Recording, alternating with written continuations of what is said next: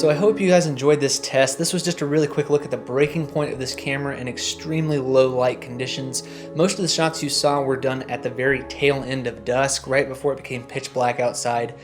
So I wanted to see how this camera reacted in situations where there was barely any light available, especially for like emergency situations on set when you barely have any lights available, but you have to use what's available to you. So that's why these tests are a little more extreme, but definitely not practical, because if you're on any kind of professional set, you should definitely come more prepared for lighting. But I wanted to see if it ever came to it and I needed to shoot in very dire circumstances, how this camera would stack up. And I was actually pretty surprised at how this camera did in those really extreme conditions.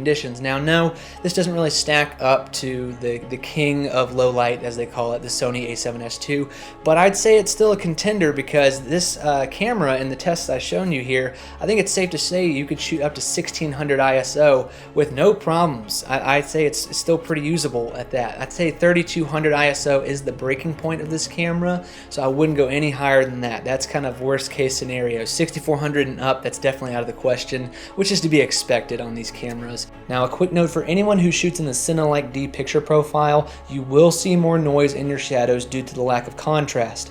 This is one of those things, it's kind of a trade-off. Yes, the Cine-Like D profile does get you a little bit more flexibility in post for grading, but it does introduce more noise. So if you find yourself in a situation where you're shooting in extreme low light conditions, you may want to consider switching to the standard picture profile because you will have less noise.